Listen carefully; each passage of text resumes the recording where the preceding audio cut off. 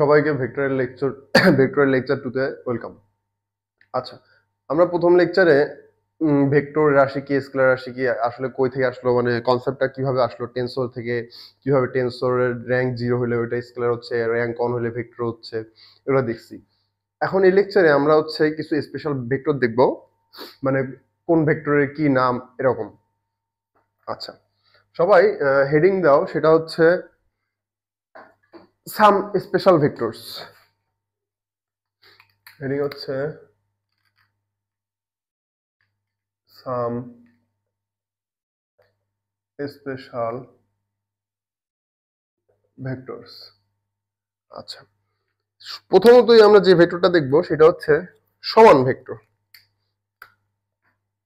তাহলে আমাদের প্রথম ভেক্টরটার নাম হচ্ছে, সুন্দরভাবে নোট করে নিও, সমান ভেক্টর। এই যে কনসেপ্ট গুলা এগুলো অতটা ইম্পর্টেন্ট না, কিন্তু জানতে হবে, কারণ কি, বাঁচতে হলে জানতে হবে। আচ্ছা, সমান ভেক্টর। আচ্ছা, সমান ভেক্টর কাকে বলে? সমান ভেক্টরের ডেফিনেশনটা কিছুটা এরকম যে সমজাতীয় দুইটা ভেক্টরের মান ও দিক যদি একই হয় তবে তাদেরকে সমান ভেক্টর বা সমভেক্টর বলে। ভাই, আমি নিজে এই সংজ্ঞাগুলো এখনো মুখস্থ করতে পারিনি, বাট জানতে হবে। বাট ম্যাথ করার জন্য যে খুব একটা দরকার এমন না। আর তোমার নাম থেকেও অনেকে গেস করতে পারছো সমান ভেক্টর মানে কি, দুইটা ভেক্টর যারা সমান হবে, মান সমান হবে। আর ভেক্টর তো শুধু মান না, দিক দিয়েও ভেক্টর ডিফাইন করা হয়, তার মানে মানের সাথে সাথে দিকও সমান হবে। ঠিক আছে, তাহলে সমান ভেক্টরের সুন্দরভাবে সংজ্ঞা লিখে নাও। সেটা হচ্ছে, আমার আবার একটা সমস্যা আছে, সেটা হচ্ছে জিনিসপাতি মুখস্থ রাখতে পারি না। সমজাতীয়, আমার মুখস্থ বিদ্যা খুবই খারাপ। দুটি ভেক্টরের মান ও দিক যদি একই হয়, মান ও দিক যদি একই হয় তবে তবে তাদেরকে সমভেক্টর বা সমান ভেক্টর বলে। আচ্ছা, ধরো আমার এটা একটা ভেক্টর, এই ভেক্টরটার নাম এ। এটার দৈর্ঘ্য ধরো হচ্ছে 10 সেন্টিমিটার, রেখাটার দৈর্ঘ্য। আর আমরা কি জানি, ভেক্টরের মান হচ্ছে দৈর্ঘ্যের সাথে আনুপাতিক হারে হয়। 10 সেন্টিমিটার দ্বারা, যদি 10 সেন্টিমিটার দ্বারা ধরো 10 নিউটন বোঝাচ্ছে, তাহলে আমার আরেকটা ভেক্টর,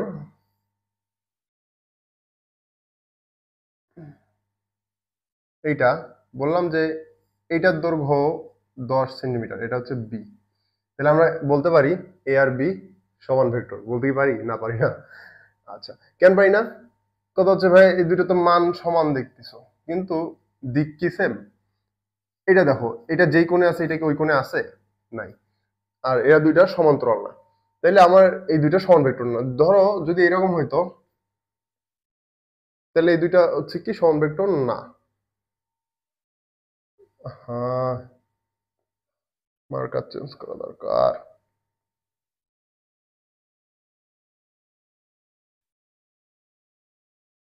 এটা একটা ভেক্টর, এটা একটা ভেক্টর, এটা আমার এ ভেক্টর, এটা আমার বি ভেক্টর। হ্যাঁ, এখন দেখো এই দুইটার লেন্থও মোটামুটি সমান। হ্যাঁ, আবার দিকও মোটামুটি সেম। অনেক ধরে নাও যে আমি সেম করে আর্ট করছি, তাহলে এই দুইটা হচ্ছে আমার সমান ভেক্টর। আচ্ছা, এখন যদি বি ভেক্টরটার অ্যারোটা আমি এই সাইডে না দিয়ে যদি এই সাইডে দিতাম, তাহলে কি এটা সমান ভেক্টর হইতো? না, হইতো না। এখানে দেখো দিক কিন্তু পরস্পর বিপরীত। তাহলে সমান ভেক্টর হওয়ার শর্ত কি কি? প্রথমত মান সমান হইতে হবে, দিক সেম হইতে হবে, তাই না? আচ্ছা, তাহলে একটা এক্সাম্পল করাই, সেটা হলো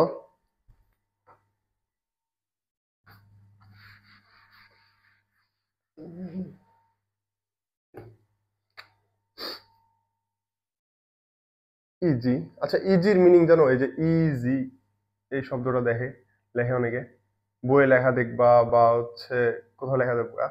এটা মোস্ট প্রবাবলি ল্যাটিন বা কিছু এরকম একটা ওয়ার্ড। এটার মানে হচ্ছে এক্সাম্পলি, এক্সাম্পলি গ্রেসিয়া, মানে এটা ইংলিশ মিনিং হচ্ছে এটার ফর এক্সাম্পল। আমি অনেক জায়গায় ইউজ করবো এই ইজি লেখাটা, এই জন্য হচ্ছে বলে নিলাম আর কি।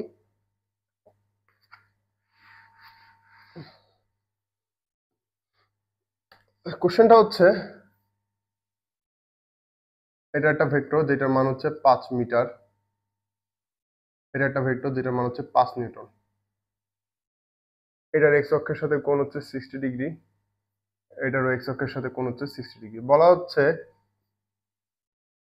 ভেক্টর দ্বয় কি সমান?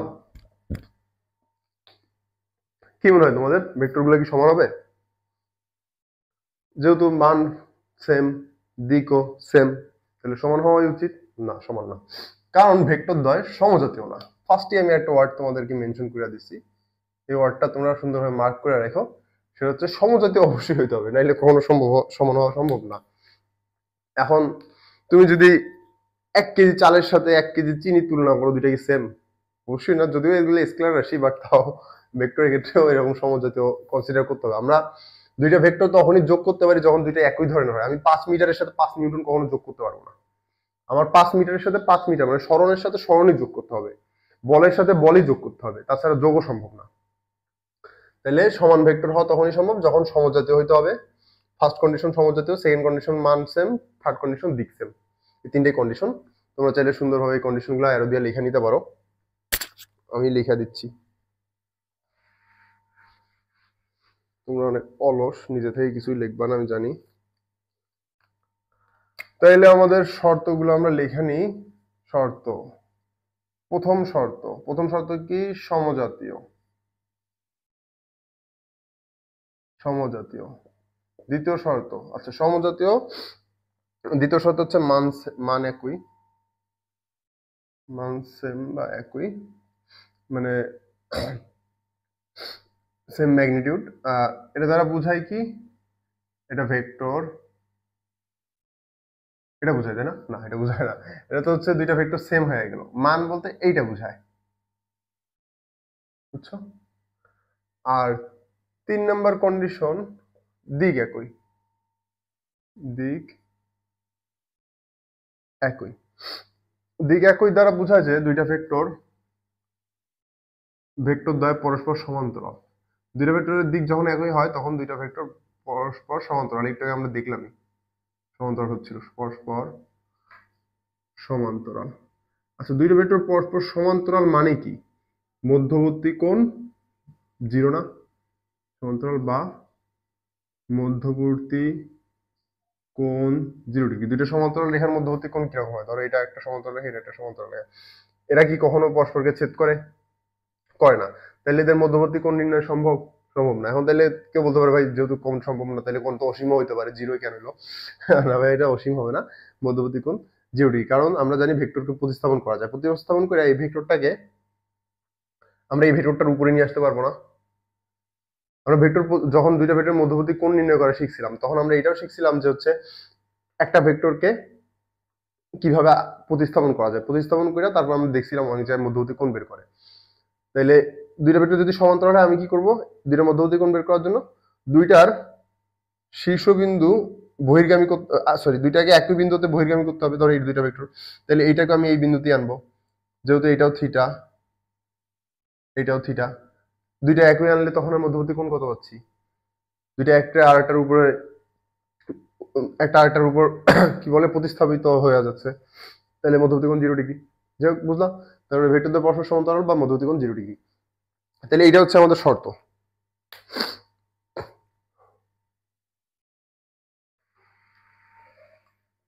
তোমরা ওই যে ভেক্টর দ্বয়ের মধ্যবর্তী কোণ নির্ণয়, ওইখানে ওই যে এক্সাম্পল গুলো করাইছিলাম ওইটার নিচে এইটাও এক্সাম্পল হিসেবে লেখা রাখতে পারো, লেকচার অনে যেটা শিখেছিলাম আমি। আচ্ছা, কোশ্চেনটা আবার করাই তাহলে। আমার একটা ভেক্টর দেওয়া আছে এ, হুম, এটা হচ্ছে 60 ডিগ্রি। আর একটা ভেক্টর দেওয়া আছে বি, এটাও দেওয়া আছে 60 ডিগ্রি। দিয়া বলা হচ্ছে A angle B equals to what? তাহলে আমাদের ওই নিয়ম অনুযায়ী কি দুইটা ভেক্টরকে একই বিন্দুতে বহির্গামী করতে হবে। তাহলে এই বিন্দু থেকে আমি যদি দুইটা ভেক্টরকে বহির্গামী করি, তাহলে আমার এটা হচ্ছে এ ভেক্টরটা, এটা হচ্ছে বি ভেক্টরটা। এখন মধ্যবর্তী কোণ কত? 0। তাহলে অতএব অ্যান্সার কি আসবে? আমি একটু অসুস্থ, কেউ কিছু মনে নিও না, কাশতেছি শুধু। তাহলে অ্যান্সার আসতেছে এ অ্যাঙ্গেল বি সমান 0 ডিগ্রি। বুঝছো? এইটা হচ্ছে তোমরা ওই যে গত লেকচারে যখন আমি পড়াইছি, মধ্যবর্তী কোণ নির্ণয় শিখাইছি, ওইখানে হচ্ছে তুলে নিও নোট করে। এটা সুন্দরভাবে নোট করে রাখবা যাতে রিভিশন দিতে সুবিধা হয়। আর রেগুলার রিভিশন দিবা, রেগুলার রিভিশন দিলে অনেক উপকার। এটা হচ্ছে একটা ভিডিও করবো এটা এই বিষয়ে, ওই ভিডিওতে বলে দিব কি কি উপকার আছে রেগুলার রিভিশন দিতে। আচ্ছা, তাইলে আমাদের সমভেক্টর আমরা শিখলাম। এইবার যে কনসেপ্টটা শিখবো সেটা হচ্ছে বিপরীত ভেক্টর। যেহেতু সমান শিখলাম, সমভেক্টর শিখলাম, তাহলে সমভেক্টরের ক্ষেত্রে আমরা বলা যায় না এ ইকুয়ালস টু বি হলে এ ও বি সমভেক্টর। এ ইকুয়ালস টু বি, মানও সেম দিকও সেম, তখনই আমরা এ ইকুয়ালস টু বি লিখতে পারবো, তাছাড়া লিখতে পারবো পারবো না। তাহলে এই হচ্ছে সমভেক্টরের ভেক্টরের কন্ডিশন। এবার পরের টাইপ, এটা হলো বিপরীত বা ঋণ ভেক্টর।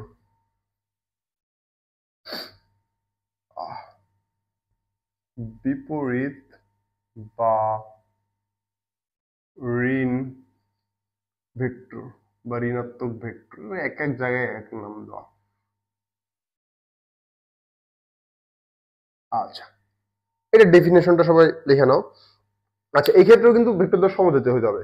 এর আগের বার কি বলছিলাম যে সমজাতীয় দুইটা ভেক্টরের মান ও দিক একই হলে দুইটা ভেক্টর সমভেক্টর। এবার হচ্ছে সমজাতীয় দুইটা ভেক্টরের মান একই কিন্তু দিক পরস্পর বিপরীত।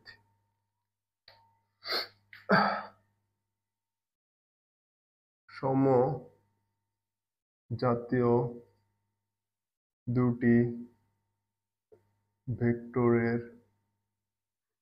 মান একই কিন্তু দিক পরস্পর বিপরীত হলে এদেরকে বিপরীত বা ঋণ ভেক্টর বলে। ঋণ ভেক্টর বলে। আচ্ছা, তাহলে ধরো আমার একটা ভেক্টর যদি এরকম হয়, আর একটা হবে এরকম, এটা এ, এটা বি, মান সমান, মানে লেন্থ দুইটারই সেম, ডিরেকশনটা অপোজিট। আচ্ছা, এই ক্ষেত্রে ডিরেকশন কিভাবে বের করে দেখো, সেম আগের মতো। আমরা হচ্ছে এই দুইটা বিন্দু না, এই বিন্দুতে ভেক্টরটা, এই বিন্দুতে ভেক্টরটা, তাহলে এটাকে এই বিন্দুতে আমি নিয়ে আসতে পারবো। এই বিন্দু থেকে এটাকে আমি তুইলা দিক সেম রেখা প্রথমে এখানে নিয়ে গেলাম, নিয়ে এসে এখানে যদি নিয়ে আসি তাহলে বি ভেক্টরটা এখানে চলে আসলো। এখন এদের মধ্যবর্তী হলো ক্ষুদ্রতর কোণ, যেহেতু এই দুইটাই কোণ সেম 180 ডিগ্রি 180 ডিগ্রি, তাহলে দুইটা বিপরীত ভেক্টরের মধ্যবর্তী কোণ কত হয়? 180 ডিগ্রি। বুঝছো? তাহলে এই ক্ষেত্রে শর্তগুলা কি কি? শর্ত প্রথম সমজাতীয়,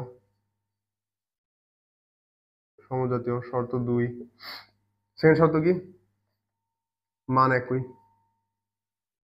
মান একই বলতে কি বোঝায়? a ইকুয়ালস টু বি, না, modulus of a equals to modulus of B. তৃতীয় শর্ত কি বোঝায়? দিক বিপরীত। দিক বিপরীত, দিক বিপরীত মানে কি? মধ্যবর্তী কোণ a angle B equals to 180 degree. এই হচ্ছে তোমার কন্ডিশনগুলা।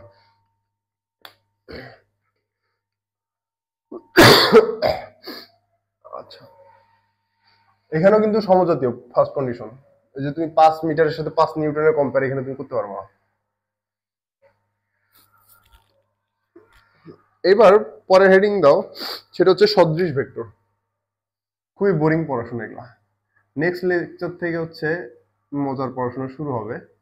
আমরা যত ডিপে যাব তত মজা পারবে আর কি। সদৃশ ভেক্টর, এটা ডেফিনিশনটা হচ্ছে সমজাতীয় দুই বা ততোধিক ভেক্টর একই দিকে ক্রিয়া করলে তাদের সদৃশ ভেক্টর বলে। এখানেও এই যে কন্ডিশন, সমজাতীয় তুমি কখনো দুই ধরনের ভেক্টর একসাথে কম্পেয়ার করতেই পারবো না। তোমার কখনো ওই যে বললাম না, চালের সাথে চিনি কম্পেয়ার হবে না, তাই না? ডাবল মিনিং হয়ে গেল। সমজাতীয় দুই বা ততোধিক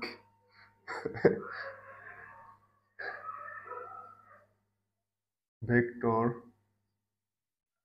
একই দিকে, কেউ কেউ ভাবতেছে ভাই কি বোরিং বোরিং যোগ বলতেছেন আর নিজেই হাসতেছেন।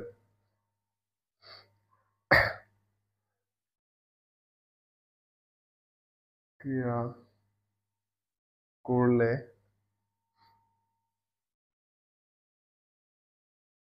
তাদেরকে সদৃশ ভেক্টর, ডেফিনিশন আমারও মুখস্থ নেই, বাট তোমাদের মুখস্থ করা জরুরি, কারণ আমি পরীক্ষা দিব না, পরীক্ষা তোমরা দিচ্ছ। যখন আমি স্টুডেন্ট ছিলাম তখন হয়তো আমার মানে পরীক্ষার আগে দেখা যেতাম এগুলা, বাট এগুলা অতটা ইম্পর্টেন্ট না, আসে না তেমন একটা। জাস্ট বাস্তব হইলে জানতে হবে, এই জন্য জানাচ্ছি না। এগুলো আবার না পড়াইলে বলবা যে ভাইয়া তো এগুলা পড়ায় নাই, এই ভাইয়া ভালো পড়ায় না, এই ভাইয়ার এই সমস্যা ওই সমস্যা। তাহলে এটা এ, এটা বি, এটা সি, তিনটা ভেক্টর দাও একই দিকে, মান যা হোক হোক আমাদের আসে যায় না। তাহলে এই তিনটা এবিসি পরস্পর সদৃশ ভেক্টর, পরস্পর একটা একটার সাথে সদৃশ আর কি। এক্ষেত্রে তাহলে দিক একই হইতে হবে, মান সমান হোক না হোক কোনো কিছু বলা নেই, সমান হইলেও সমস্যা নেই, না হইলেও সমস্যা নেই। তাহলে সমান ভেক্টরও কিন্তু এক ধরনের সদৃশ ভেক্টর, ওইখান থেকে বলাই যাচ্ছে। তাহলে এখানে আমরা বলতে পারি যে সকল সমান ভেক্টর সদৃশ ভেক্টর, কিন্তু সকল সদৃশ ভেক্টর সমান ভেক্টর না। ছোটবেলা এগুলো আর কি ব্যাখ্যা করতাম না, সকল খারি খারক কিন্তু সকল খারক খার না। যাই হোক, এইটা ছিল কি না উল্টা, এটার উল্টাটা ছিল, আমার মনে নাই। এবার সংজ্ঞা লেখো হচ্ছে বি সদৃশ ভেক্টর। বি সদৃশ ভেক্টর বি, দেখছো তোমরা খাতায় সুন্দরভাবে লিখবা, খাতায় আবার এরকম করো না। এটা সংজ্ঞা আছে, সমজাতীয় দুই বা ততোধিক ভেক্টর বিপরীত দিকে ক্রিয়া করলে, একই দিকে না, এখানে হচ্ছে তোমার বিপরীত দিকে, বিপরীত দিকে সমজাতীয় দুই বা ততোধিক ভেক্টর বিপরীত দিকে ক্রিয়া করলে তাদেরকে বিসদৃশ ভেক্টর বলে। তাহলে আমি যদি এই ভেক্টরটারই দিকটা ছোট করে দিই, দিক মানটাও ছোট করে দিলাম, দিকটা উল্টা করে দিলাম, কোনো সমস্যা, ভেক্টরটাকে বড় করে দিলাম। ভেক্টর যেখান থেকে শুরু, সমস্যা কি, পরস্পর তো সমান্তরাল, তো এরা এই ক্ষেত্রে হচ্ছে সমান্তরাল ও বিপরীতমুখী লাইনগুলো তো সমান্তরাল, মধ্যবর্তী কোণ তো 180 আসবে। যেমন এই ভেক্টর গুলা, এগুলো কি সবগুলো একই দিকে? একই দিকে না, এই যে বিপরীত দিকে ক্রিয়া করতেছে। তাহলে এই হচ্ছে বিসদৃশ ভেক্টর, একটা বিপরীত দিকে থাকলে এগুলো বিসদৃশ। আচ্ছা, এখন আমরা এখানে বলতে পারি না যে সকল বিপরীত বা ঋণ ভেক্টরই বিসদৃশ ভেক্টর, কিন্তু সকল বিসদৃশ ভেক্টরই বিপরীত বা ঋণ ভেক্টর নয়, এটাও বলা যায়। এগুলো তো ইম্পর্টেন্ট না, তোমরা তাও নোট ডাউন করে রাখো। আচ্ছা, নোট ডাউন করতে থাকো। এরপরে আমরা যেই টপিকটা পড়তেছি এখন, যেই ডেফিনেশনটা পড়বো, এইটা ইম্পর্টেন্ট, এইটা আমাদের পুরো ফিজিক্সে লাগবে। এখানে জাস্ট আমার মতে এইটা জানলেই তোমাদের হইতো, আর কিছু জানা লাগতো না। মোস্ট ইম্পর্টেন্ট টপিক এখানকার, সেটা হচ্ছে একক ভেক্টর। একক ভেক্টর লেখা বামে দুইটা স্টারও মারো, যে আমি দুইটা স্টার দিলাম, তোমরা আরো একটা দাও, সুন্দর করে লিখি, যেহেতু ইম্পর্টেন্ট। একক, হাতের লেখা খুবই জঘন্য, ফর গিভ, পার্ডন মি। একক ভেক্টর,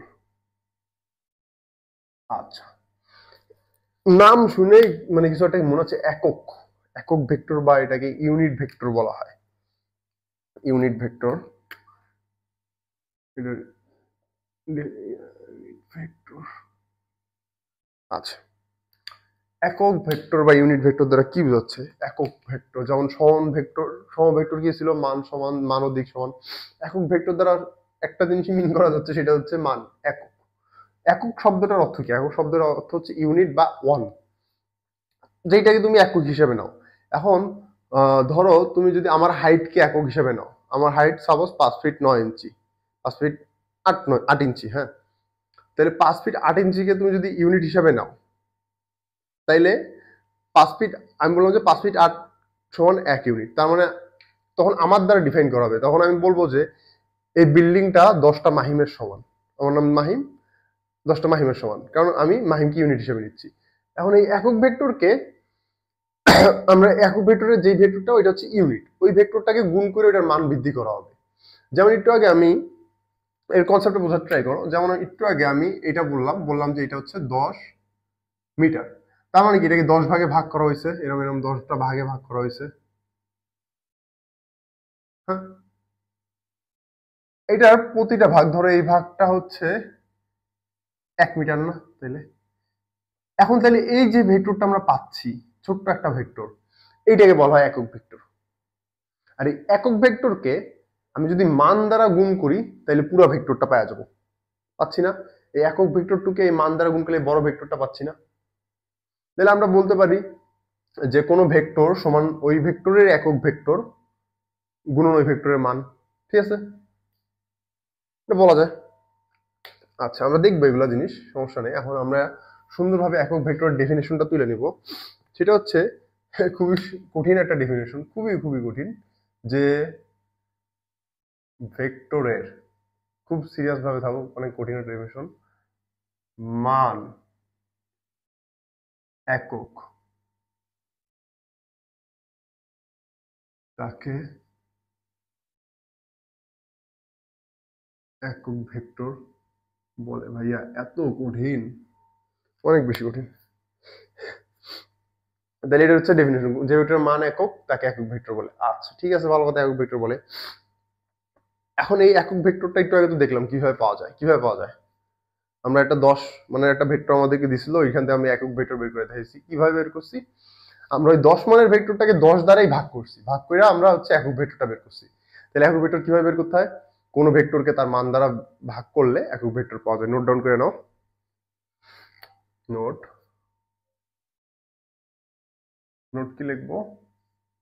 কোনো ভেক্টরকে, ইম্পর্টেন্ট কিন্তু, ভেক্টরকে তার মান দ্বারা ভাগ করলে একক ভেক্টর পাওয়া যায়। তাহলে একক ভেক্টর ডেফিনিশন হচ্ছে কোনো ভেক্টরকে তার মান দ্বারা ভাগ করলে একক ভেক্টর পাওয়া যায়। তাইলে ধরো আমার একটা ভেক্টর এ, এই ভেক্টরটার মান কি হবে? শুধু এ বা মডুলাস অফ এ, তাই না? তাহলে এইটাকে এটা দ্বারা ভাগ করলে তাহলে এইটার অ্যান্সারটাই একক ভেক্টর না? একক ভেক্টরকে সাধারণত হেড বা ক্যাপ দ্বারা প্রকাশ করা হয়। এই যে উপরে এটার দ্বারা একক ভেক্টর বোঝায়, এই যে এটাকে বলা হয় টুপি চিহ্ন, ক্যাপ অথবা হ্যাট। হ্যাঁ, এই চিহ্নটার নাম।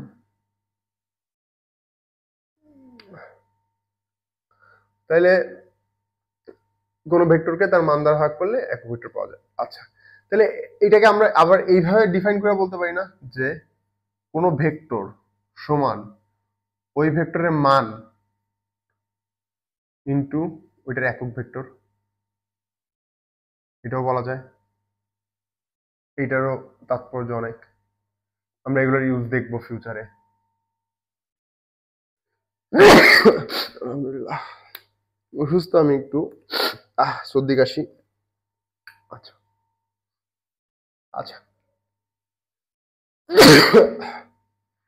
আচ্ছা, আমরা যে একক ভেক্টর এত কাহিনী কেতন করে শিখলাম, এটার কাজ কি? এটা ইউজ কোথায়? অ্যাপ্লিকেশন কি, তাই না? একক ভেক্টরের অ্যাপ্লিকেশন হচ্ছে দিক দিক নির্দেশ করার ক্ষেত্রে। আমাদের ধরো বলা আছে যে হচ্ছে, আচ্ছা দেখাই,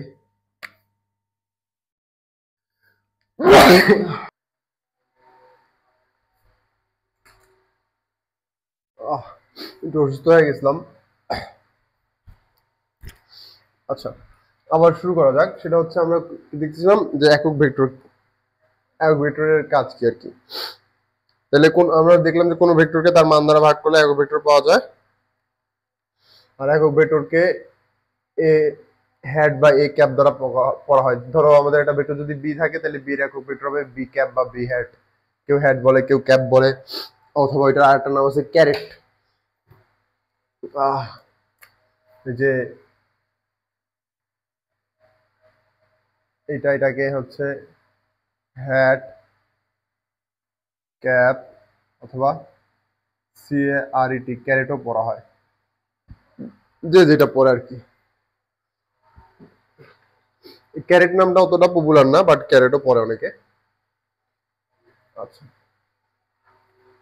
এখন এইটা, হ্যাঁ, ধরো আমার একটা ভেক্টর আছে যার এ ভেক্টর যার মান হচ্ছে 10, দিক এটা এক্স অক্ষের দিকে, হ্যাঁ। তাহলে আমার এই ভেক্টরটুকু যার মান 1, এটা কি হবে আমাদের এ ক্যাপ, এ ক্যাপ। তারপর ধরো আমার একটা ভেক্টর যেটার মান 10, দিক ধরো 60 ডিগ্রি, হ্যাঁ, এটা আমার বি ভেক্টর। তাহলে বি এর একক ভেক্টর করতে হবে একটু হবে যার মান 1 কোণ 60 ডিগ্রি, তাই না? আচ্ছা, এরপরে আমরা একক ভেক্টর বের করার ম্যাথ দেখব। আমরা এখন হচ্ছে কোনো ভেক্টর কিভাবে উপস্থাপন করে ওটা শিখি নাই, ওইটা শিখতে পারলে হলো কিভাবে একক ভেক্টর বের করে সেটা শিখতে পারবো। আচ্ছা, তাহলে নোট দিয়ে এখন লিখে নাও যে কোন ভেক্টরকে কোন ভেক্টরকে কোন ভেক্টরের মানকে সরি কোন ভেক্টরের মানকে ওই ভেক্টরের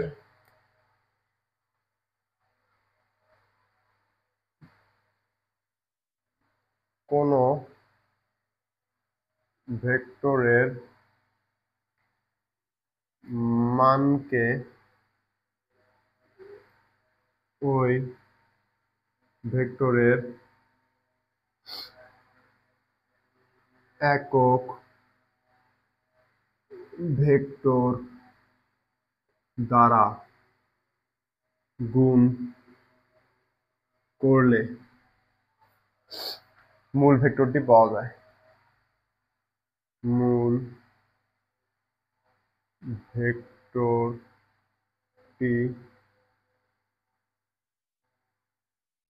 পাওয়া যায়। কোন ভেক্টর মানকে ভেক্টরের একক ভেক্টর দ্বারা গুণ করলে মূল ভেক্টরটি পাওয়া যায়। আচ্ছা, একক ভেক্টর সম্বন্ধে এইটুকুই ছিল, আপাতত আর তেমন কিছু নাই। এরপরে আমাদের যে জিনিসটা জানতে হবে সেটা হচ্ছে মাত্রা, মাত্রা বা ডাইমেনশন। ওই যে বলে না 1D 2D 3D, অনেকে এগুলা জানো, তাও একবার বইলা নিচ্ছে আর কি। এগুলো অত ডিটেলসে জানারও কিছু না। ডাইমেনশন, অন ডাইমেনশন মানে কি, যেটা হচ্ছে জাস্ট একটাই অ্যাক্সিস থাকবে, মানে যেটাকে আমার ব্যাখ্যা করার জন্য একটা মাত্র চলক থাকবে।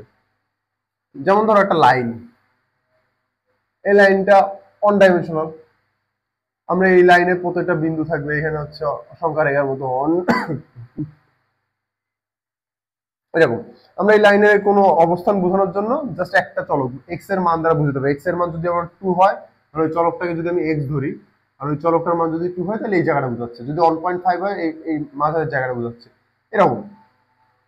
তাহলে এটা হচ্ছে অন ডাইমেনশনাল জিনিসপাতি। তারপরে হচ্ছে 2D। 2D কি, 2D তে হচ্ছে আমার দুইটা অ্যাক্সিস থাকবে এক্স ওয়াই, বা এটা একটা প্লেন, এই বোর্ডটা যেমন একটা 2D জিনিস। 2D তে আমার কি দুইটা চলক লাগে, এক্স আর ওয়াই। ধরো এই বিন্দুটার এক্স আর ওয়াই স্থানাঙ্ক থাকবে, এক্স ওয়াই কোঅর্ডিনেট থাকে। তাহলে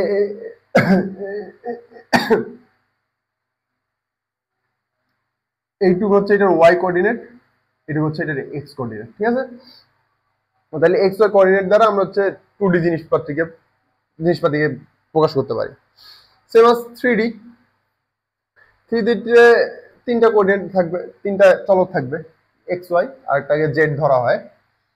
আচ্ছা, 3D টা দেখি আমরা একটু, এটা ইম্পর্টেন্ট আমাদের এখন।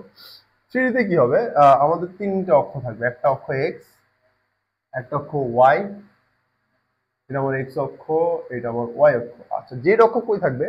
আচ্ছা, আমি যদি এই বোর্ডটাকে 2D ধরি, ধরলাম যে এই বোর্ডের এই বরাবর এক্স অক্ষ, এই বরাবর ওয়াই অক্ষ, তাহলে জেড অক্ষটা হবে এই দুইটা অক্ষের সাথে লম্ব, এই বরাবর লম্ব। তাহলে এখন তো এখানে একটা বিন্দু দ্বারা বুঝাচ্ছে, আমরা উপর থেকে যদি দেখি জাস্ট একটা বিন্দু দেখবো না।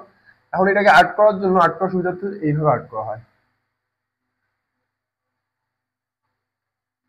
এটা হচ্ছে আমার জেড অক্ষ। হ্যাঁ, আর্ট খুবই বিশ্রী আমার। তাহলে এক্স ওয়াই জেড অক্ষ, তিনটা অক্ষ আমরা দেখতে পারলাম। এখন ধরো আমার একটা বিন্দু, যে বিন্দুর হচ্ছে স্থানাঙ্ক কিছু একটা আছে এক্স ওয়াই জেড, ধরো হচ্ছে তাহলে এখান থেকে এইটুক দিলাম, তাহলে এইটুকু আমার কি এক্স কোঅর্ডিনেট, ওয়াই অক্ষের সমান্তরালে এইটুক দিলাম, তাহলে এইটুক হচ্ছে ওয়াই কোঅর্ডিনেট। এবার জেড অক্ষের সমান্তরালে দেখতে পাচ্ছ আশা করি, একটু আসলাম, তাহলে এইটুকু হচ্ছে আমার জেড কোঅর্ডিনেট। তাহলে এই বিন্দুটার স্থানাঙ্ক কত হবে? এক্স কমা ওয়াই কমা জেড। ঠিক আছে, এটা হচ্ছে 3D তে। ধরো এইটুকু আসলো, এইটুকু গেল, তারপর উপর দিকে এইটুকু আসলো, উপর দিকে ধরো এটা হচ্ছে 4, এটা 3, এটা হচ্ছে 2, তারপর 4 একক এই দিকে গেল, 3 একক উপরের দিকে গেল, আর 2 একক এই দিকে আসলো, এই বোর্ডের সাথে লম্ব বরাবর উপরের দিকে। ঠিক আছে, এই হচ্ছে 3D কোঅর্ডিনেট সিস্টেম। আচ্ছা, এগুলো বুঝাইছি কারণ হচ্ছে এখন আমরা একটা নতুন ডিভিশন দেখবো, সেটা হচ্ছে আয়ত একক ভেক্টর। আয়ত একক ভেক্টর, যেহেতু একক ভেক্টর শিখলাম, এখন আয়ত একক ভেক্টর শিখতে হবে আমাদেরকে।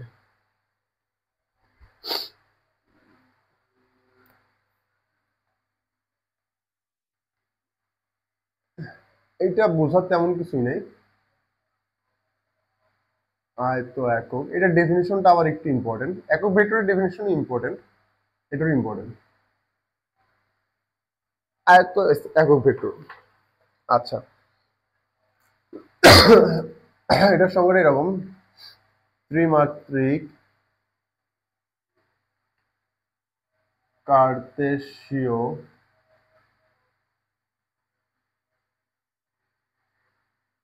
স্থানাঙ্ক ব্যবস্থায়। আচ্ছা, আমরা একটু আগে যে স্থানাঙ্ক ব্যবস্থাটা দেখলাম, এটার নাম কার্তেশীয় একক, কার্তেশীয় স্থানাঙ্ক ব্যবস্থা, এটা অনেকেই জানে। এটা আরেকটা নাম আছে, সেটা হচ্ছে আয়তাকার স্থানাঙ্ক ব্যবস্থা। তোমার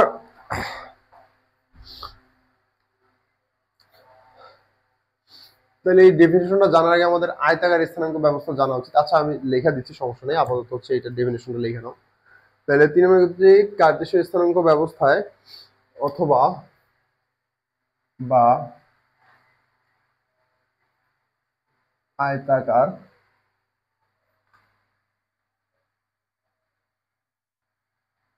স্থানাঙ্ক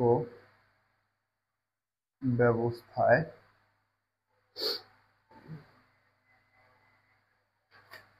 তিনটি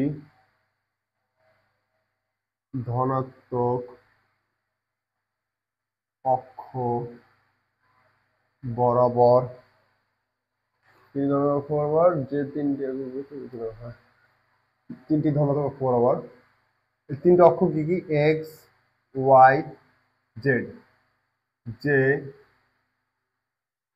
তিনটি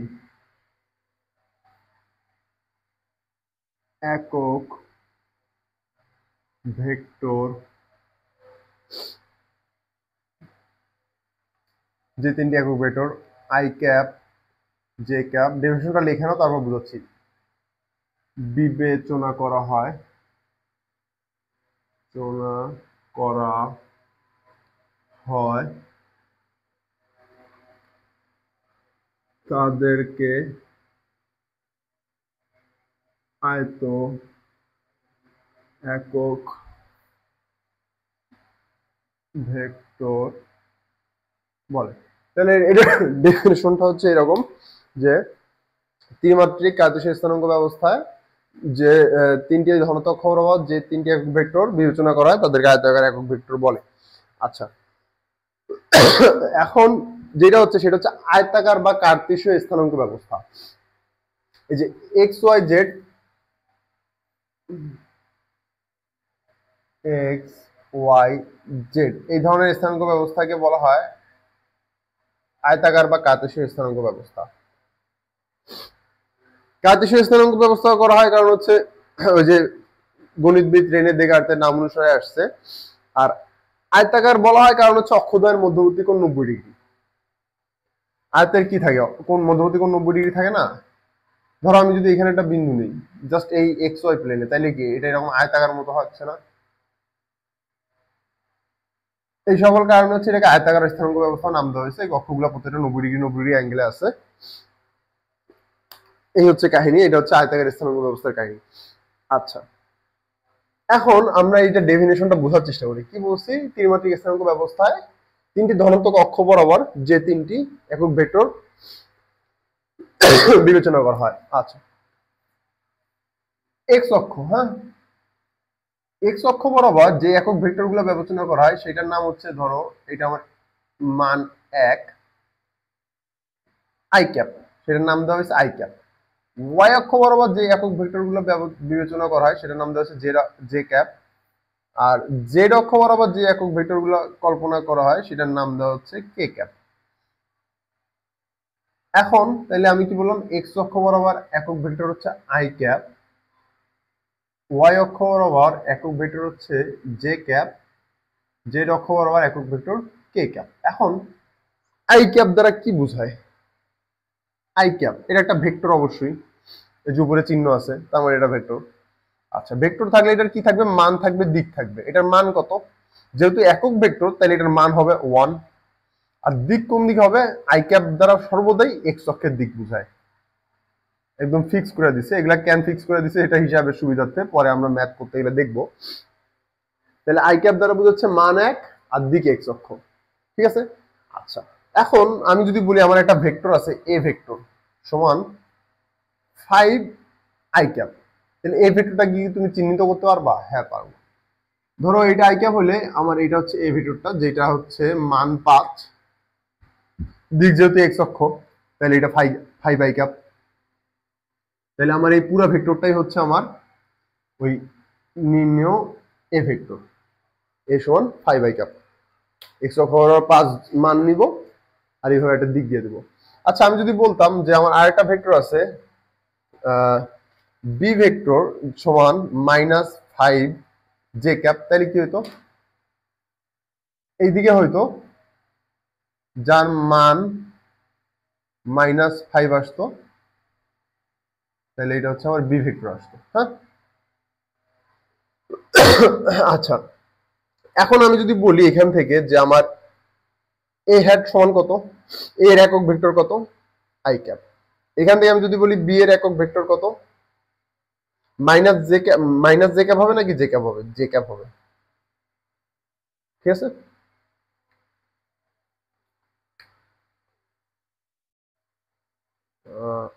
না সরি, মাইনাস জে ক্যাপ হবে, কারণ আমরা এই যে বি ভেক্টরটাকে এটার মান কত? 5, 5 দ্বারা ভাগ করলে জাস্ট মাইনাস জে ক্যাপ পাচ্ছি। তাহলে বি এর একক ভেক্টর হচ্ছে মাইনাস জে ক্যাপ।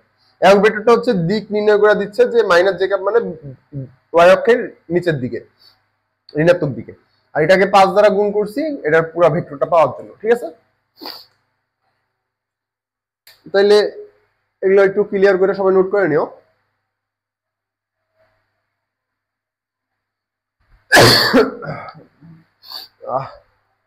তাহলে এগুলো কোশ্চেনই লেখো।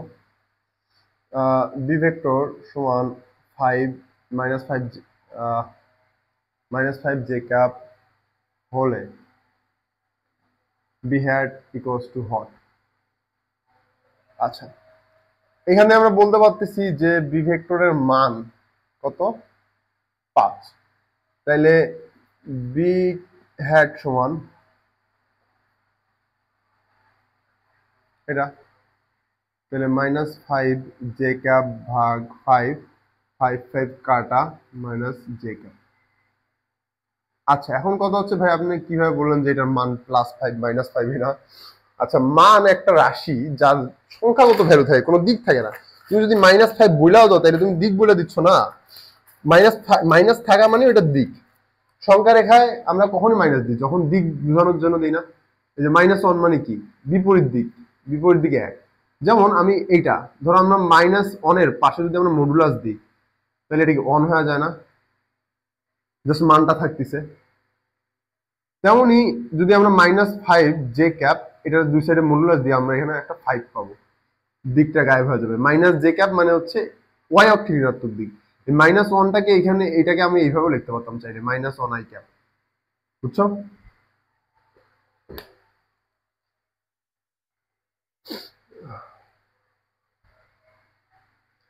তাহলে আয়তাকার ভেক্টর বুঝলাই যে i j cap যে ভেক্টর গুলোর নামকরণ করা হয়েছে এগুলাকে আবার নাম দিছে হচ্ছে আয়তাকার ভেক্টর। কারণ কি, এগুলা হচ্ছে অক্ষ বরাবর হিসাব, মানে আমরা ফিজিক্স পড়ার জন্য, ম্যাথ পড়ার জন্য আর কি ধরি যে অক্ষ বরাবর এই ভেক্টর আছে, i j কে তিনটা ভেক্টর আছে, এগুলার নাম হচ্ছে আবার আয়তাকার ভেক্টর। তাইলে এখন একটা ম্যাথ করি।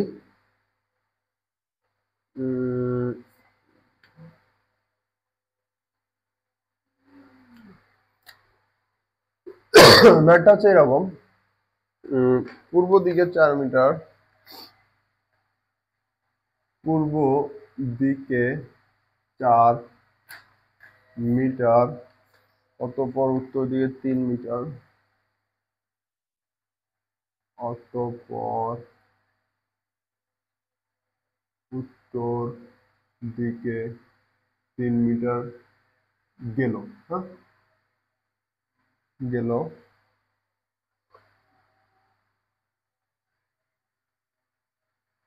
সরণ ভেক্টর কত এর মান ও দিক নির্ণয় করো। এটা হচ্ছে আমার কোশ্চেন। পূর্ব দিকে 4 মিটার, তো উত্তর দিকে 3 মিটার গেল। তাহলে আজকে সলভ করি, তোমরা ট্রাই করলে করতে পারো, হয়তো না পারাটাই স্বাভাবিক, কারণ এখন দেখাই নেই কিভাবে কি করে। আচ্ছা, এটা আমাদের উত্তর দিক, পূর্ব দিক হচ্ছে এইটা, পূর্ব দিকে হচ্ছে 4 মিটার, এইদিকে 4 মিটার গেছে, সরণ কি রাশি? ভেক্টর রাশি। আচ্ছা, অতঃপর উত্তর দিকে, উত্তর দিক মানে কি ওই অক্ষ না, ওই অক্ষ বরাবর গেছে কতটুক? এটুক, এটুক 3, এটুকু 4। হ্যাঁ, আচ্ছা, সরণ। আচ্ছা, সরণ কি হবে? এইটুক না, এইটুকু হচ্ছে আমার সরণ। এখন কথা হচ্ছে ভাই, এই দৈর্ঘ্যটা হচ্ছে সরণের মান হবে, এই দৈর্ঘ্যটা সরণের মান হবে, আর এই দিকটা সরণের দিক হবে, তাই না? তাইলে আমরা এই দৈর্ঘ্যটা মান বের করতে পারি না? এই দৈর্ঘ্যটা কত হবে পিথাগোরাস অ্যাপ্লাই করলে? তাইলে সরণ ভেক্টরের মান, সরণ ভেক্টরের মান কত? √3² প্লাস 4² = 5। এটা হচ্ছে সরণ ভেক্টরের মানটা পাইলাম। থিটাটাও বের করতে পারি, দেখো থিটা ইকুয়াল টু কত হবে? tan ইনভার্স, যেহেতু এই দুইটা হচ্ছে লম্ব বাই ভূমি হচ্ছে tan ইনভার্স 3/4। ধরো সামথিং একটা অ্যাঙ্গেল আসলো। হ্যাঁ, তাইলে আমরা সরণ ভেক্টরটাকে এইভাবে লিখতে পারি, জানো? এই যে 5 সাথে কোনটা, কোনটা যত হবে, কোনটা কত হবে, আমি লিখি নেই। ধরো এই যে সামথিং একটা অ্যাঙ্গেল ধরো হচ্ছে, ধরো কিছু একটা অ্যাঙ্গেল, এই পাশে এইভাবে এত অ্যাঙ্গেলটা আমরা লিখে দিতে পারি। তাহলে সরণ ভেক্টরটাকে এইভাবে লেখা যায়, 5 অ্যাঙ্গেল এত। এটা একটা সিস্টেম। আচ্ছা, সরণ ভেক্টরকে আরো একটা সিস্টেমে লেখা যায়, এই ধরনের সিস্টেমটাকে বলা হয় পোলার মেথড। আর এখন যেটা দেখবো সেটা হচ্ছে রেক্ট্যাঙ্গুলার মেথড। এগুলো আমরা পরে দেখবো, পোলার মেথড কোনটা, রেক্ট্যাঙ্গুলার মেথড কোনটা, এটা হচ্ছে, এগুলো হচ্ছে ভেক্টর রিপ্রেজেন্টেশনের মেথড। আচ্ছা, আমি এই ভেক্টরটাকে, এই সরণটুককে আমি বলতে পারি না হচ্ছে 4i cap এটা, আর এই সরণটুকে আমি বলতে পারি না 3j cap। তাইলে সরণ ভেক্টরটাকে আমি এইভাবে লিখতে পারি 4i cap plus 3j cap। কোনো সমস্যা? কোনো সমস্যা নেই, কারণ এই দুইটা যোগ করিতে সরণটা পাইছি। আমার কথা হচ্ছে এই বিন্দুতে যাওয়া নিয়ে কথা, এখান থেকে এই যে গেলাম এই বিন্দুতে, কারণ দুইটা সরণ যোগ করলে এইটা সরণ পাওয়া যাবে, পাইলাম, ঠিক আছে, কোনো সমস্যা নেই। তাহলে এইভাবেও লেখা যাবে, আবার এইভাবেও লেখা যাবে। তাহলে সরণ ভেক্টর কত বললে আমি এটাও লিখতে পারবো, এটাও লিখতে পারবো। হ্যাঁ, এর মান ও দিক নির্ণয় করে, মান 5, দিক ক্যালকুলেটার চেপে দেখো যত আসবে তত। এই ছিল আমার ম্যাথটা আর কি।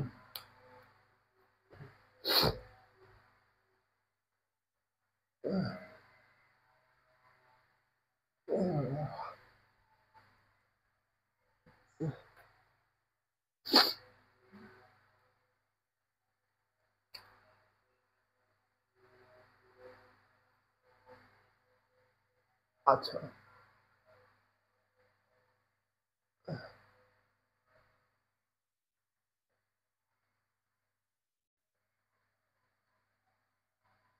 এটা আমি একটা ভেক্টর লিখলাম, হ্যাঁ, পাশে আমি ইউনিট দিলাম মিটার, হ্যাঁ। এটা দ্বারা কি বোঝায়? এটা দ্বারা মিটার যেহেতু আছে তাহলে সরণ বোঝাচ্ছে।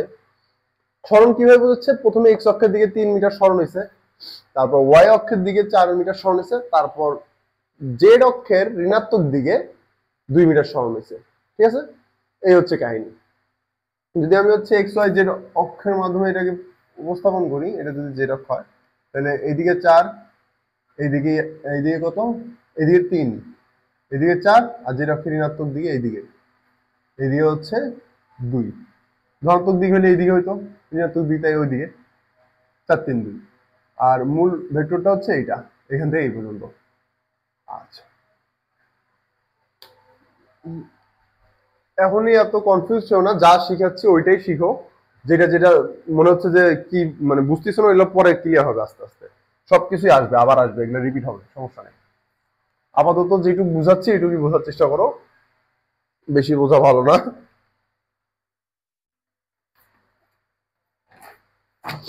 আচ্ছা, এখন যে ভেক্টরটা আমরা দেখবো সেটাকে বলা হয় অবস্থান ভেক্টর বা পজিশন ভেক্টর। অবস্থান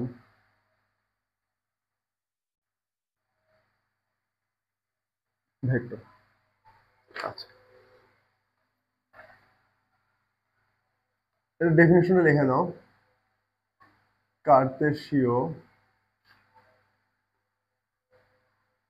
স্থানাঙ্ক ব্যবস্থা আছে। কার্তেশীয় বা আয়তাকার স্থানাঙ্ক ওই একই কথা।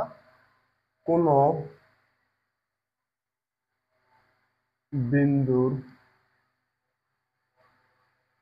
অবস্থান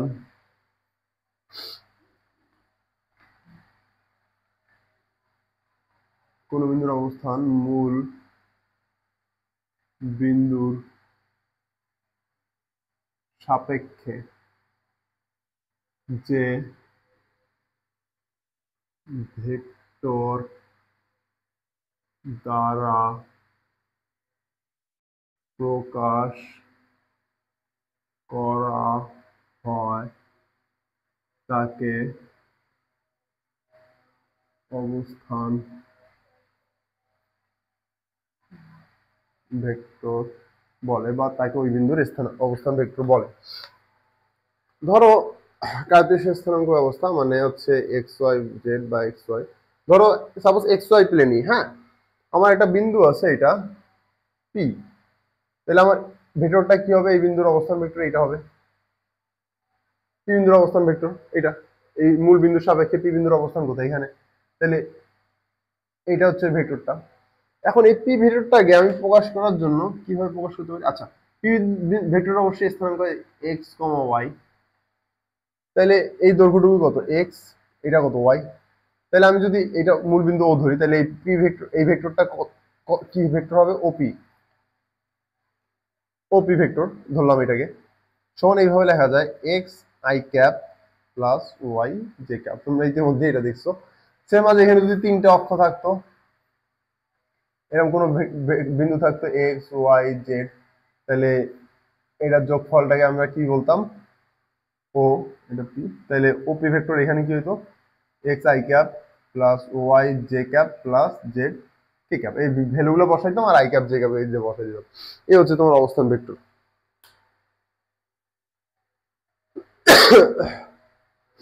একটা ম্যাথ দেখি, নামে মাত্র ম্যাথ, না করাইলে মন খারাপ করবো, এই জন্য করাচ্ছি।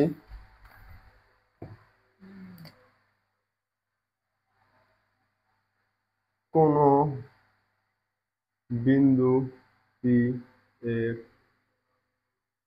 স্থানাঙ্ক 2,3,-4 হলে এর অবস্থান ভেক্টর নির্ণয় করো। তাহলে কি হবে? অবস্থান ভেক্টর ওপি সমান 2i cap plus 3j cap minus 4k cap, এই আর কিছুই না। তাহলে এই হচ্ছে আমাদের অবস্থান ভেক্টর, এইটুকুই ছিল। এবার হচ্ছে নতুন যে ডেফিনিশনটা দেখবো সেটা হচ্ছে সরণ ভেক্টর।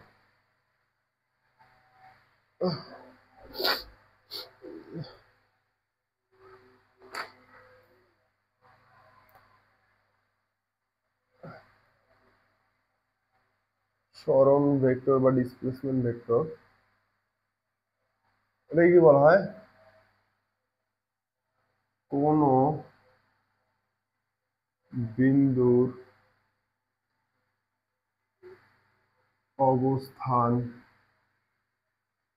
ভেক্টরের, খুব বোরিং লাগতেছে আজকে লেকচারটা, তাই না? এখন অবশ্যই ইন্টারেস্টিং লাগার কথা, কারণ এখন ম্যাথ দেখতে পাচ্ছি আমরা কোন বিন্দু অবস্থান ভেক্টর পরিবর্তনকে সরণ ভেক্টর বলে। কোন বিন্দুর অবস্থান ভেক্টর পরিবর্তনকে সরণ ভেক্টর বলে। ধরলাম আমার কার্টেসীয় স্থানাঙ্ক ব্যবস্থায়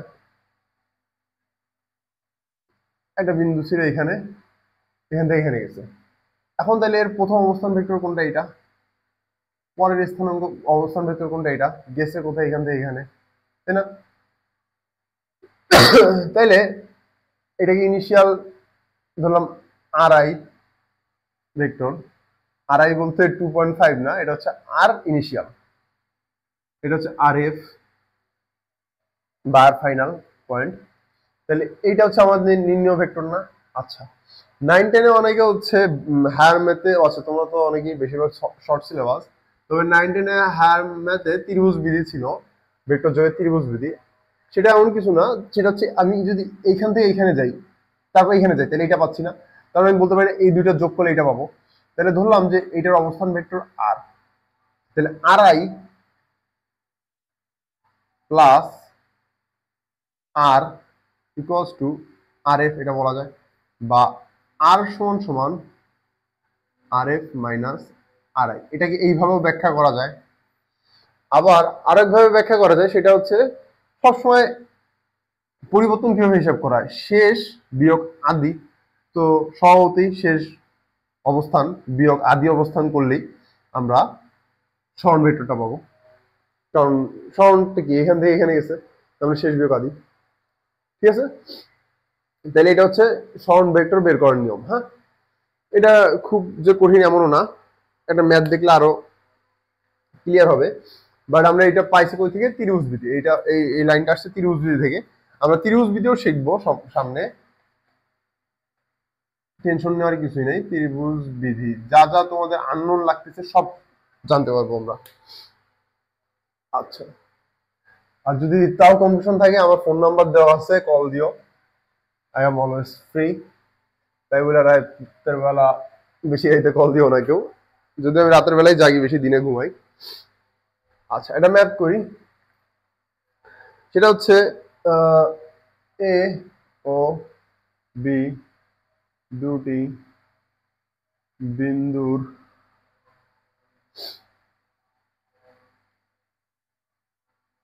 স্থানাঙ্ক যথাক্রমে -157, হ্যাঁ, -157 ও 3, 2, -5 হলে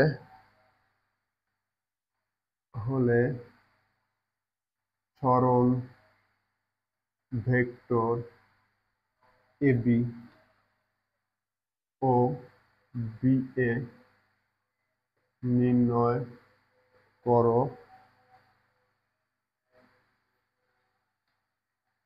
এটাই ম্যাথ। আচ্ছা, ধরলাম এই যে এক্স ওয়াই জেড স্থানাঙ্ক ব্যবস্থা। হ্যাঁ, তাহলে এটা আমার এ ভেক্টর, এটা আমার বি ভেক্টর। একবার বলছে এ বি নির্ণয় করতে, মানে এ থেকে বি তে গেছে, আরেকবার বলছে বি এ নির্ণয় করতে। আচ্ছা, তাহলে আমি যখন এবি নির্ণয় করব কি হবে, এবি নির্ণয় করতে হলে আমার শেষ পয়েন্ট কোনটা, বি না, তাইলে ও বি, বি এর অবস্থান ভেক্টর কোনটা, এটা না, মাইনাস ও এ, এটা করতে হবে। সেম অ্যাজ যদি বি এ নির্ণয় করি তাহলে কত, ফাইনাল কত ও এ মাইনাস ইনিশিয়াল কত ও বি, এটা করতে হবে, তাই না? আচ্ছা, এখন তাইলে ও বি মাইনাস ও এ, ও বি কত আসবে, ও বি কোনটা বি বিন্দু, এটা বি বিন্দু, তাই না?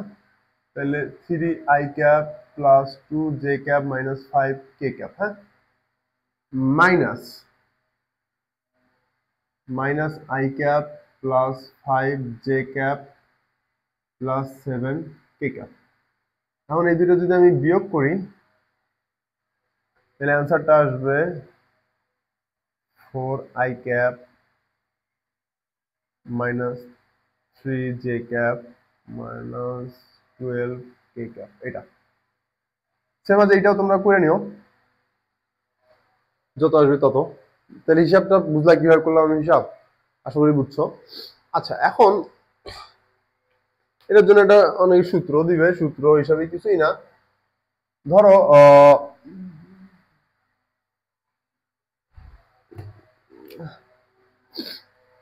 আমার যদি এ বি বের করতে পারে তাইলে এটা এরকম হবে, বি এর এক্স কোঅর্ডিনেট মাইনাস এ এর X coordinate I cap plus B এর ওয়াই কোঅর্ডিনেট মাইনাস এ এর ওয়াই কোঅর্ডিনেট, বি এর জেড কোঅর্ডিনেট মাইনাস এ এর জেড কোঅর্ডিনেট কে ক্যাপ, এইভাবে আর কি। এটাই তো করলাম না, এই যে এবি বলছে বি এর এক্স কোঅর্ডিনেট মাইনাস এ এর এক্স কোঅর্ডিনেট, তাহলে 3 মাইনাস মাইনাস 1, তাই না, সমান কত 4, 4, তারপর 2 মাইনাস মাইনাস 5 মানে মাইনাস 3, মাইনাস 5 মাইনাস 7 মাইনাস 12, বুঝছো, এই আর কি। এটা হচ্ছে অনেকে ফর্মুলা হিসেবে মনে রাখে, যদিও মনে রাখার কিছু না, তো নোট ডাউন করে নিও। আচ্ছা, এখন আমরা একটা মজার ভেক্টর শিখবো, সেটা হচ্ছে মানে এটাই লাস্ট, হাত দিব না, আরো দিলে দেওয়া যায় বাট দরকার নেই, এটা শিখলেই হবে, মোটামুটি এই পর্যন্ত শিখলেই হবে। নাল বা শূন্য ভেক্টর, লাল না নাল, যারা রংপুরের মানুষ এরা লালকে অনেকে নাল বলে, লালকে নাল বলে অনেকে, লকে ন বলে, যাই হোক, নেভার মাইন্ড রংপুরিয়া পিপল। নাল বা বলে না, নাল এন্ড ভয়েড মানে কিছুই নেই, একদম ফাঁকা, ভয়েড মানেও ফাঁকা, নাল মানেও ফাঁকা। আচ্ছা, নাল বা শূন্য ভেক্টর, এটা শূন্য ভেক্টর, শূন্য ভেক্টরের অপর নামই হচ্ছে নাল ভেক্টর, NULL, নাল ভেক্টর, বা এটাকে বাংলায় অনেকে নাল বলে। যাই হোক, কি হতে পারে শূন্য ভেক্টর, একক ভেক্টর কি, যার মান 1, তাহলে শূন্য ভেক্টর কি, যার মান 0, তাহলে নাল হচ্ছে যে ভেক্টরের মান 0 তাকে নাল বা শূন্য ভেক্টর বলে। স্বাভাবিক, এক ভেক্টরের মধ্যে অনেক কঠিন একটা সংজ্ঞা এটারও, যে ভেক্টরের মান 0 তাকে শূন্য ভেক্টর বলে। এখন মজার কথা যে ভাইয়া, একক ভেক্টর নাইলে বুঝছিলাম যে কোনো দরকার আছে, তাৎপর্য আছে, অ্যাপ্লিকেশন আছে, ব্যবহার আছে, দিক প্রকাশের জন্য। নাল বা শূন্য ভেক্টর আবার কি, এটা কি দিক আছে? এটা তো দিকও নাই। নাল ভেক্টর হচ্ছে একটা বিন্দু, ধরো এই পয়েন্টটা, এটা একটা নাল ভেক্টর, এটা তো কোনো দিকও নাই, বিন্দু কি কোনো দিক আছে? তাহলে এটার আবার কাজ কি? মান শূন্য মানে কি বিন্দু না, এটা তো আর রেখা হইতে পারবে না। নোট ডাউন করো যে শূন্য ভেক্টর আঁকা যায় না, শূন্য ভেক্টর, ব্যাখ্যাটা দিচ্ছি, সমস্যা নাই, আঁকা যায় না। এর পাদবিন্দু মানে যেটা আদি বিন্দু থাকে ও শীর্ষবিন্দু একই, শীর্ষ বিন্দু, এই যে একই না, দুইটাই একই পয়েন্ট, সেম পয়েন্ট না, শীর্ষবিন্দু একই,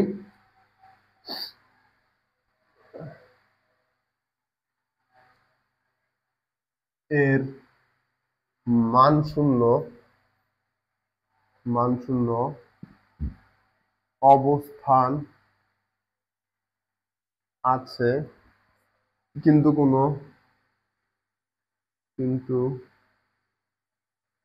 কোনো দিক নেই। ঠিক আছে, লেখা নাও এটা। আচ্ছা আচ্ছা, হ্যাঁ, শূন্য ভেক্টরের কি দরকার, তাই না? এটাই তো ছিল, হ্যাঁ, এটাই তো অ্যান্সার দিচ্ছিলাম না, হ্যাঁ। আচ্ছা ধরো আমার দুইটা ভেক্টর, হ্যাঁ, আমি বললাম যে এ ইকুয়ালস টু বি, তাইলে আমার এ মাইনাস বি কত হবে? আমি যদি এটাকে এই পাশে নেই, দুইটা সরি দুইটা সমভেক্টর বিয়োগ করলে কত হবে? শূন্য আসবে না? আচ্ছা, দুইটা ভেক্টর যোগ করলে কেমনে একটা স্কেলার আসে? শূন্য তো একটা স্কেলার, তাই না? এটাকে এই জন্য এইভাবে লেখে, বুঝলা? এটা হচ্ছে আমার নাল বা শূন্য ভেক্টর, এই যে জিরোর উপরে ভেক্টর চিহ্ন। কারণ দুইটা ভেক্টরের বিয়োগ ফলে তো স্কেলার আসা কোনোভাবে সম্ভব না। অনেকে যে এইভাবে লেখা ডাইরেক্ট জিরো লেখে, এটা ভুল। আসলে আমাদের উপরে একটা ভেক্টর চিহ্ন দিতে হবে। কারণ কি, দুটো ভেক্টর, এদের বিয়োগ ফল বা যোগ ফল অবশ্যই একটা ভেক্টর হইতে হবে। এই হচ্ছে শূন্য ভেক্টরের তাৎপর্য। হ্যাঁ, এখন শূন্য ভেক্টর পাওয়ার কি কি পদ্ধতি, কখন কখন আমরা শূন্য ভেক্টর পাবো? শূন্য ভেক্টর পাওয়ার পদ্ধতি উপরে লেখানো যে শূন্য ভেক্টর পাওয়ার পদ্ধতি, প্রথম পদ্ধতি, দুটি সমভেক্টর বিয়োগ করে, দুটি সমভেক্টর বিয়োগ করে। হ্যাঁ, দ্বিতীয় পদ্ধতি লেখো যে দুটি বিপরীত ভেক্টর যোগ করে। অনেক কঠিন জিনিস শিখিয়ে দিলাম, এত কঠিন জিনিস কেউ পারে? যাও, দুইটা সমভেক্টর যোগ করে, দুইটা সমভেক্টর বিয়োগ করে, দুইটা বিপরীত ভেক্টর যোগ করে, এই হচ্ছে পদ্ধতি। আজকের লেকচার এখানেই এন্ড করতেছি। আমি একটু অসুস্থ, খুবই খারাপ অবস্থা আমার, তাও কষ্ট করে তোমার জন্য লেকচার নিচ্ছি। থ্যাংকস দাও, টাটা। এই পর্যন্ত নোট করে নাও সুন্দরভাবে পুরো লেকচারটা। এর পরের দিন থেকে আমরা হচ্ছে ভেক্টর বীজগণিত শুরু করব, যোগ বিয়োগ ভাগ গুণ এগুলা দেখবো ভেক্টরের। মিশাইলাম।